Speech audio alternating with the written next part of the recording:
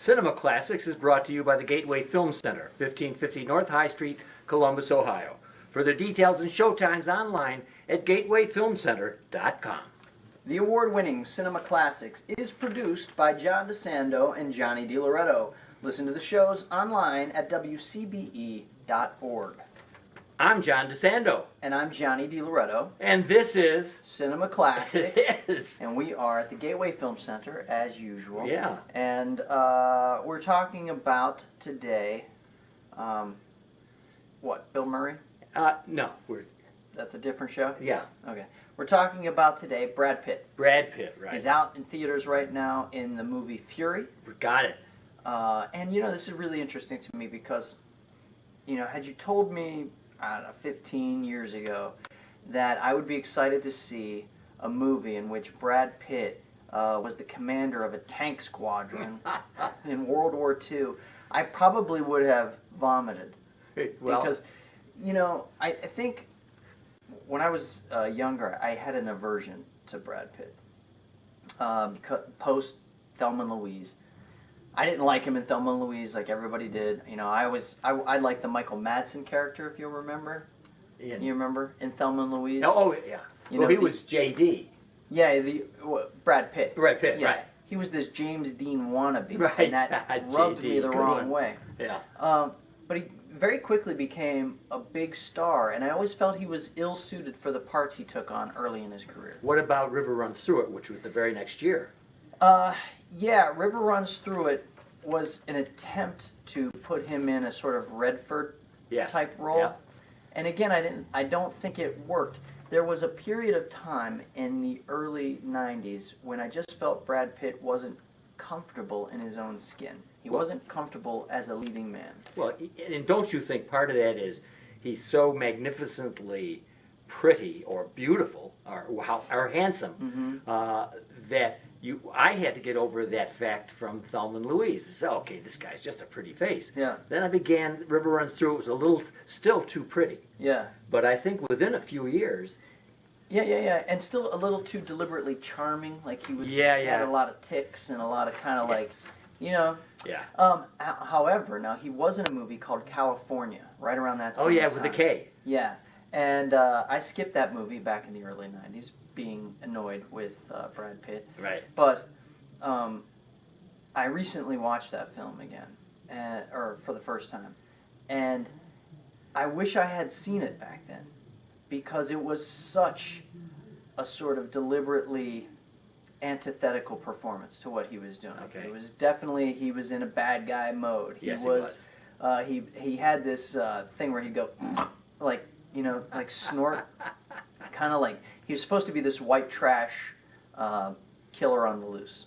And he was really good. It's not a phenomenal performance, but it definitely, had I seen it back then, it might have offered a little bit, a hint as to the range that he was capable of. Now, let me just say real quick that I have since become a huge Brad Pitt fan. Okay, and I love this guy. And I have become an appreciator of Brad Pitt to where I'm hoping that his current role in Fury will get him at least a nomination, which would be his third nomination. Mm-hmm. Not sure it's strong enough to get him the Oscar, but that's to come. He's still in his 40s. He's still got plenty of time to do that. I think nothing more, nothing better could have happened to Brad Pitt than turning 40, because now the guy is completely comfortable in his own skin.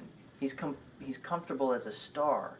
He knows where the camera is and how to turn to it, how to do get more out of less. Oh, yeah. His performance in Moneyball is one of the best movie star performances in the past decade. He was nominated for that one. That and Benjamin Button. Mm-hmm. So were two fine acting roles for him. Yeah. Really showed that he had the stuff. Right. I'll tell you what the turning point for me was. Troy.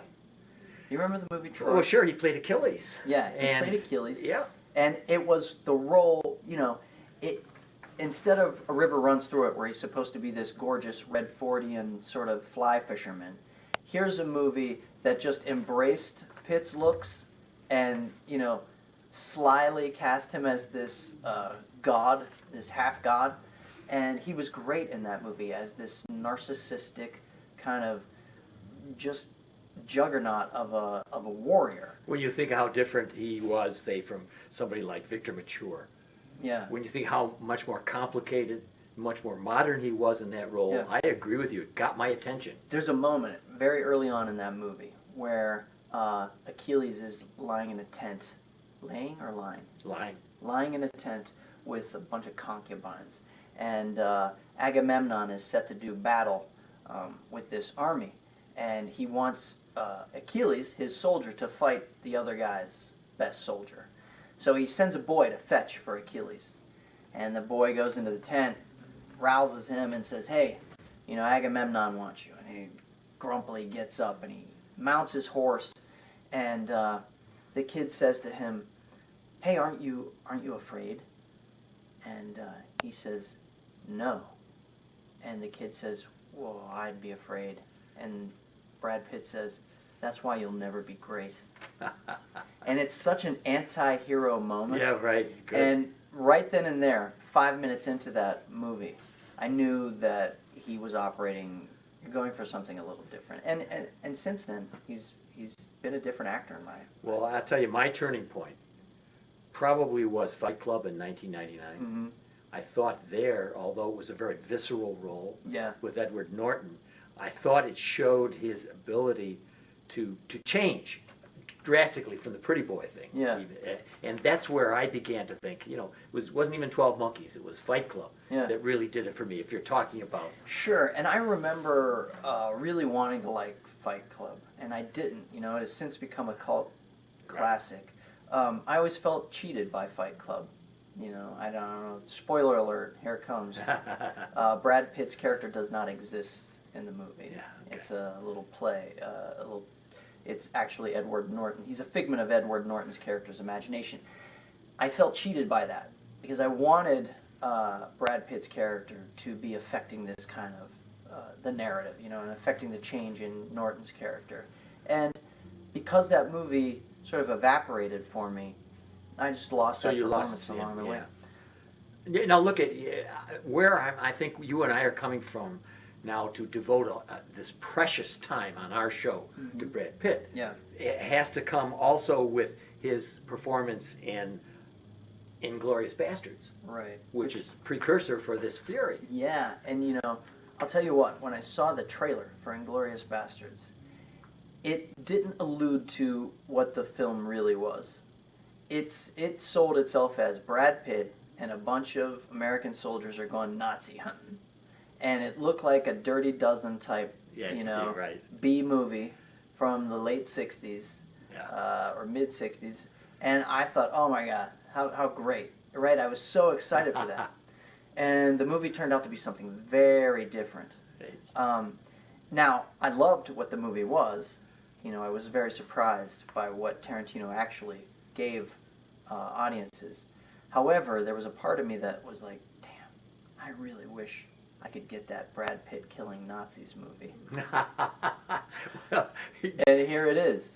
and the homage to Tarantino, for me, came in the very first scene of Fury. Yeah. When the rider, a little bit like Clint Eastwood, is coming way from the distance. Do you remember? No, There- I didn't see it. I haven't seen it. Okay. Well, there's one. Go ahead. There's a beginning shot, very much like Inglourious Basterds, where the little car is coming over the hill, and you've got the guy coming over, and it could be Clint Eastwood, or it could be, and you're thinking it's probably the commander of the tank battalion, but Right. it turns out to be a Nazi Oh. when he and the horse, on a horse, I see. comes in to the foreground. It's a beautiful shot. But anyway, the correlation between the two is fine.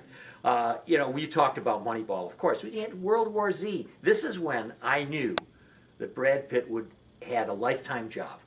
He could carry off a movie that people were thinking wasn't going to be any good, and this thing made hundreds of millions of dollars. Yeah, you know, he got lucky. I mean, quite frankly, Brad Pitt has defied the odds. He hasn't had a lot of huge commercial successes. Right.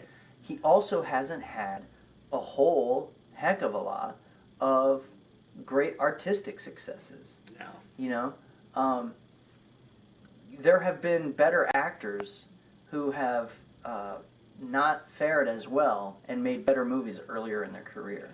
You know, I mean, let's not forget 7 Years in Tibet and Oh yeah, there's some. you know, Legends of the Fall. Right, and right, right. Meet Joe Black. The Mexican. And the Mexican. I mean, there are a lot of. You're right. There are a lot of real, not necessarily stinkers, but clunkers Well, to some degree. I kind of liked him in The Tree of Life.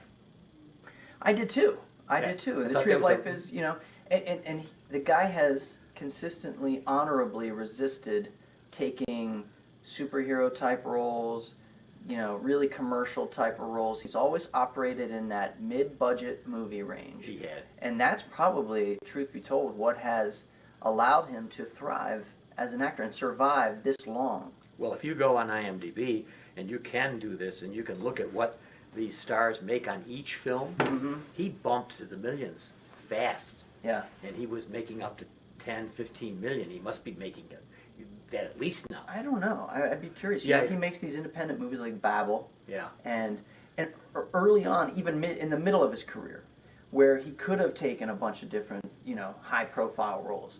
He was working like with Guy Ritchie doing Snatch, and you know, and movies Good like one. that. Yeah. And I think that's really what's kept him going. Because had Brad Pitt agreed to play some of these in some of these films that cost upwards of $100 to $200 million, and they were clunkers, he wouldn't be around right now. Except that he married Angelina Jolie. Mm-hmm. I think that was not, I think they really love. Mm-hmm. And I admire so much they're having 6 kids. I mean, 3 of those, I believe, are adopted.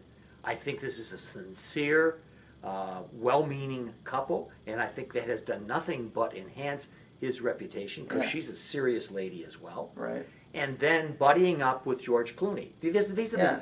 these are the side things, like he was in The The Oceans, movies. right? Yeah. You know, He's very charming and really funny Right. in there. And and this is a buddy to have if you're going to have George Clooney. Only he trounces him because when Clooney did Monuments Men, mm-hmm. Yeah, yeah. that was and now the you've got Fury going up. I like that. Of course, they both got married within the same, almost Yeah. within the same. And year. also, you know, I guess it bears mentioning, being a star of his caliber for as long as he has been a huge A-list star, that he's avoided controversy. He's avoided any sort of like, you know, he's avoided the baser instincts, I guess, of a man of his wealth might indulge in, or at least we're not privy to them, which says something about his discretion. Oh, I yeah, guess. yeah. I don't know. You know, the guy's from Oklahoma.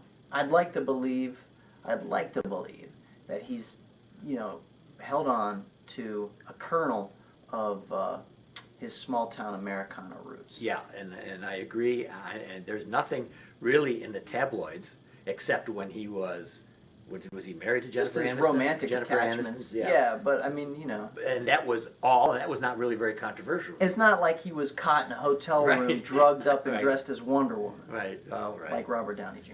So Brad Pitt. Yeah, Brad Pitt, a guy who just keeps getting better with age.